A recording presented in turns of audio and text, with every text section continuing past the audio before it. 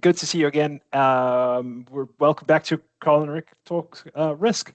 It's Yeah, been a we took a while. little break there, didn't we? We, Yeah, we took a break before everyone else takes a break, but exactly. we've never actually concerned ourselves with being normal, have we? Exactly. We want to be rested for the holidays, not at our Yeah, wits' end. yeah, Come on. yeah. We want rest up Smart. before the holidays, and then you know, Contrarians, Rick. yeah, rather than using the holidays as a resting period. Like that's just stupid. Yeah, exactly. Um, well, there's a lot to talk about. I mean, we were just chatting about Formula One, but I feel like we might make some listeners angry with all of our Formula One rants. Anyway, well done to Lando, a new champion, a worthy champion. So good to see that. Maybe there'll be some Formula One references at some point in the episode. What we want to talk about is I'm thinking how to set this up. First off, I like the way that you say "we," but anyhow, I'm waiting here with bated breath to see what you tell me. But anyhow, let's go. Okay. Um, in the banking industry is, we talk about regulators and accountants quite a bit, Rick, and I think everybody knows your views. Um, Not everyone um, wants to know them, but no, exactly. But they're really struggling, and they're struggling, I think, with each other a little bit. From the outside, it might look like Basel sits on high and dictates all the rules, and all the regulatory bodies, take the rules as given and implement them. But that's not the way it works at all. There's all kind of politics and little tweaks that happen behind the scenes. And so you've got the ECB in Europe, you've got the Fed in the US. Those are the big two ones, and they're looking at each other and thinking, well, how are they going to apply the rules? Because our banks have to compete with their banks. So if they make their rules more lenient, well, we need to do the same. We need to tweak it or we need to delay it.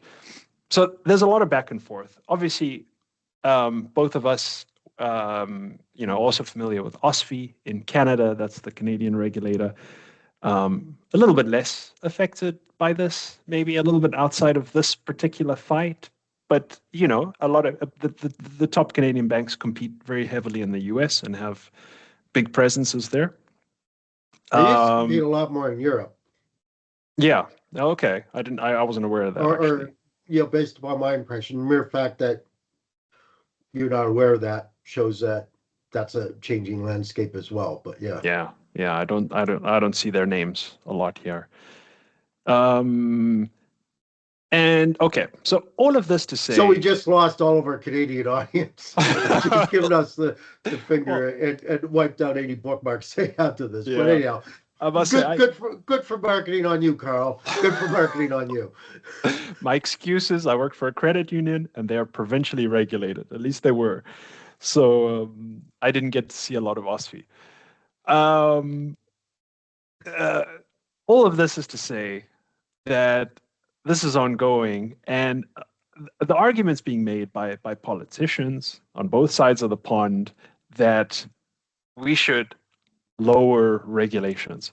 Over the years, there's been so many different regulations, and in the article you sent me this week, Rick, in the Globe and Mail, he talks a lot about the domestic stability buffer, which is almost like a counterweight that when things are good, it builds up, and so the bank keeps more capital on the books, like a rainy day fund, right? And then if things turn the corner, they say, okay, don't worry about it. You can use up that capital buffer and run it down to zero. So you have more capital available to guard against losses and so on. And this guy's saying, this we've piled so many different capital buffers on top of each other for this and for that, and counter-cyclical buffers and stability buffers, and we don't know what all of them are for. There's a lot of overlap between them. Let's face it. At the bottom of the stack, you've got all the actual capital for, market and credit risk and operational risk, the things you're supposed to be measuring, right? Um, um, and he's saying, listen, do away with at least some of these. Let banks compete. Don't put them under so much regulatory pressure and make them keep so much capital. And one last thing I want to say, and then I want to hear your thoughts, because I don't know if he mentions it, but one of the impacts of all this regulatory burden on banks, especially since 2008, is that private credit comes into the picture, right? Banks are no longer willing to lend to lower rated clients, do dicier deals. So they still get done, but they get done by private lenders. They get done by insurance companies and all kinds of non-bank FIs, which regulators are really worried about. If you look at their priorities, it's in the top three, right? Like, these are not regulated entities. What are they doing? And lowering the regulatory burden on banks could bring back some of that lending into the bank fold, and then it would be under the purview of regulators again. So this could be one advantage for regulators. Anyway, I'll stop there. I think I've rambled a bit. But... Yeah, first off, I do remember sending you the article. I do not remember who it was by. Do you have it up? Yep, I got it up. John Turley-Ewart, contributing columnist. Yeah, so basically it was an op-ed, as I recall, and the article was titled, I believe, Stability Has Costs or something like that. Canada's banks must be allowed to take on more risks. I thought he mentions Ottawa's obsession with stability at all costs serves neither the economy nor Canadians well. Yeah. So, first off, I thought it was great. This has been something I've been ranting about for quite a time. Again, I'm as true blue Canadian as they come. Okay, and even furthermore, I'm true blue Atlantic Canadian as they come. Having said that, even though you love something doesn't mean that you don't find imperfections in them. Anyone who is married or in a relationship with a significant other can relate to that statement. I don't know what you're talking about, Rick. In case my wife is watching. See, I don't have to worry about that because my wife doesn't give a flying fucking on what I do. And I know that she would never log on to one of these podcasts because the last thing she wants to do is listen to me rant a little bit more. But what I got out of the article is that we don't appreciate in Canada a lot that stability does have costs. So during the 2008 financial crisis, Canadians beat our chest. Oh, look how well we did. Ooh, relatively speaking, our banks are big and strong. And it's true, our banks are big and strong. But it's also equally true based upon a statement that you just made a couple minutes ago, is our banks are not as big and strong as they used to be. Because when I started my career, virtually all of Canada's major banks were in the top 20 in the world. Now we've got one hanging on by its fingernails. They're all, not all, there's one I'm not going to mention, but basically they were all had a significant presence in Europe. Mm-hmm. Okay. Now, you barely know about them. And so while it serves us well during financial crises, I kind of, and this is without any specific economic research, this is just by having lived on both sides of the border and having been a banker on both sides of the border and having dealt with the regulators at a pretty significant level on both sides of the border. But, I anecdotally, and again, not based upon official research, but tell my students that the stability of the Canadian banking system basically means that in Canada, we're living in a 20% smaller house, driving a 20% crappier car, and living 20% less successful financial lifestyle than south of the border. And that's mainly because of a couple of things. One, uh, uh, uh, small differences, what seem to be small differences in regulation on both sides of the border. Some people might say that there are large differences in regulation, but also in the risk appetite of our financial institutions. So one of the things that you said earlier that I hope that you got backwards accidentally, but maybe it wasn't a verbal typo, but the politicians are always going to push on one side for more regulation. They're going to claim for more stability in the financial system, but they're also going to claim and push for more lending, more basically fueling the economy. And people, everyone has to understand that you can't do both simultaneously. Okay?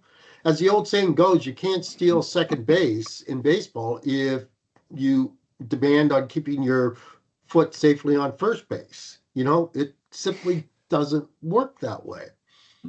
And what's happening is with fintech, first up, just go back. Let's call it space bait. Canada's a small country. Okay. So it's really hard to do a lot of these things because of scope and scale. Where a huge country geographically, everyone lives within 150, kilometers of the US border, and we're all spread out, along this very thin line. We if you're looking at us from outer space, we look like ants going to a food source at a cottage that's been left alone for 2 weeks. So, you have this little line of ants. That's how we as Canadians distribute ourselves, which is an incredibly inefficient way to run a country, as you should know, Mr. Demographic and Scope and Scale person that you are. But what I liked about this article is it raised the issue that stability has a cost to it. It has a cost in terms of lifestyle. Yes, it means that you're safe when things go south, but also means that you're disadvantaging yourself during normal times. And I think that this is something that we need to always think about, not only in bank regulation, but in regulation of any sort and in any kind of risk management. And that's why I am so adamant about my stupid definition of risk, as risk is the possibility of bad or good things happening. In risk management, we have to manage the downside, yes, but we also have to manage the upside. And that is for risk managers to do. That is for risk strategy officers to do. Rick, maybe you can give us some background here, because I agree with everything you said. And what I see, we were in Dusseldorf, Germany, 2 weeks ago. We went for Japanese food, believe it or not. They have a great little Tokyo there. Why in hell would you go to Dusseldorf to get Japanese food? Well, I know. That's like going to Oklahoma to get lobster.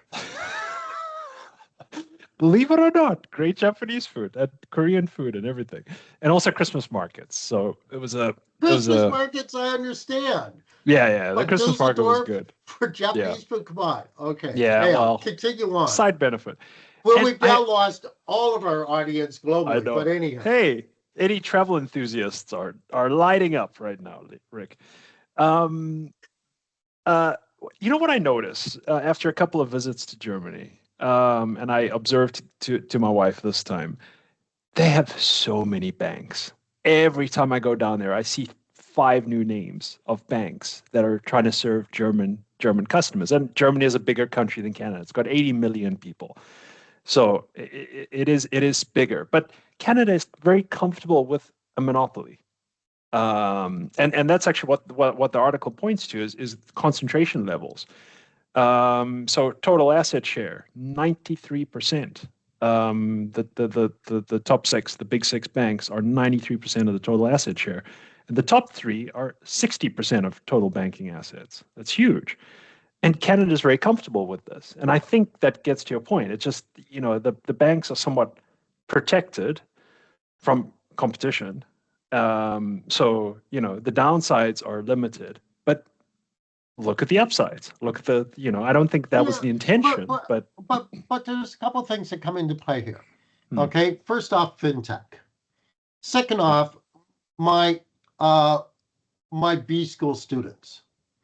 Okay, and I don't think that this is a uniquely Canadian problem, but you obliquely mentioned private credit earlier. Fintech is eventually going to actually catch hold, and actually it is catching hold in many places. I haven't seen it firsthand, but it's my understanding in large parts of Africa, the traditional way of banking is going away the dodo bird pretty quickly. And I kind of compare it to some of the developing countries when mobile phones came along. Okay, you have a crappy landline system. Well, forget about building out your landline system. Now we got mobile phones. Let's just, if we're starting from a rotten base, let's just go with the new technology and start afresh. And in Canada, we have a huge base, but if you think about a huge established base, so that's why we can be so sleepy. But if you think again about the geographical and management problems in Canada, big country, not many people, spread out, horrible distribution for marketing of anything. Ideal distribution for dealing with things digitally. Okay? But the second thing, and I do a fair bit of work with banks around the world still, and obviously Canadian banks. And when dealing with senior bankers, okay, like dealing with the top of the house, almost always the number one issue that comes up is how do we keep innovative people? Okay? And when you have, and the Canadian banks don't compete, okay? They really don't, okay? Canadians are so sticky in their bank relationships, and Canadian corporations are so sticky. Every Canadian corporation, uses three of our, 5 or 6 major banks, depending upon how you want to, slice and dice it. Okay, and yes, I probably angered one province there in that statement, but anyhow, each corporation has 3 banks, and basically every third deal, gets shuffled out, and on the 4th deal they'll mix it up just to keep them off balance. But there's no competition, and there's no competition at the retail level. I predict that's going to change. And the second thing that's going to change, and I see it in my students, is they look at people who've been bankers for 20 years. They say, "Oh my God, is that what you turn into?" And they say, "No, no." And banking used to be a prized career. And it's losing a lot of its shine. Now, the scope and scale of Canada makes it hard for us to develop critical mass for a new fintech company. But the private credit, the thing that politicians and regulators miss is capital is incredibly efficient. And I always use the example of Jimmy Carter and the savings and loans crisis, way back in the 70s. So I realize I'm going into ancient history. Google it, folks. Okay? But basically, Jimmy Carter put in some pretty ill thought out interest rate laws in the US. Immediately, you had this huge sucking sound of basically all the deposits in the US going to Europe, and thus we got Euro money, and Europe becomes the center for the money markets around the world. It basically has remained so more or less to this day, all because of one minor piece of legislation to protect a savings and loan industry that did some pretty stupid things. I didn't know that actually. Okay. And, so you put a cap on interest rates. Okay. Yeah. Great. That saves the savings and loans, but destroys the entire money market industry in the US. Now, obviously, I'm exaggerating a bit, but not much. And that's why LIBOR became the de facto money market standard for basically a 30, 40-year run. Yeah. Interesting. It makes me think There's one interbank offer rate that was running the US short-term US money. And that's regulation. And regulators and politicians and the person on the street has to realize that capital is efficient, and even more efficient now that we're going to digital currencies. Yeah. Okay. I think we're gonna have to come back to that one because that's a whole couple of conversations by itself, especially stablecoin. That's what I keep reading about. Is especially USD backed stablecoin is becoming a big concern in Europe. That what if the whole banking industry is undercut by USD stablecoin? That does great for the US dollar, it lowers their funding cost, but all of your payments are made in US dollars in Europe, which would be bizarre, and Europe's quite worried about it. But I think we should come back to that topic. I'm sure Trump's going to come out with a big, beautiful currency. Oh yeah, his face emblazoned on it. I'm sure. Yeah, with a medal around his neck for doing so. Yeah, exactly. With an international economics prize for it. Yeah, exactly. Given to him by an international sports federation. Yes. Yeah. Okay, Rick, I think we should come back to this this next time. I think we kind of touched on everything. This is going to evolve, so I think we're going to get more space to talk about it. I just wanted to point out that article, and again, I forget the author. Hopefully, you'll post the link to the article. But I thought it was a very well written article. It's something I've been passionate about as a passionate Canadian,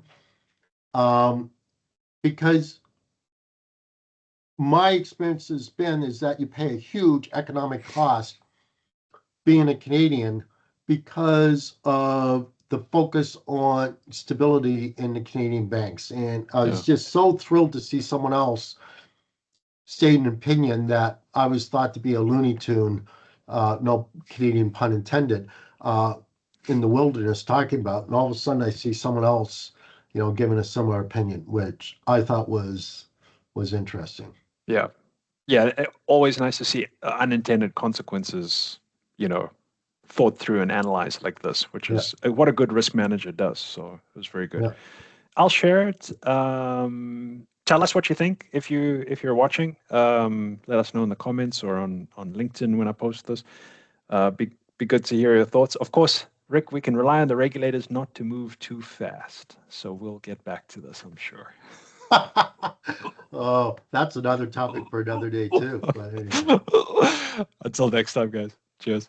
Have fun, everyone.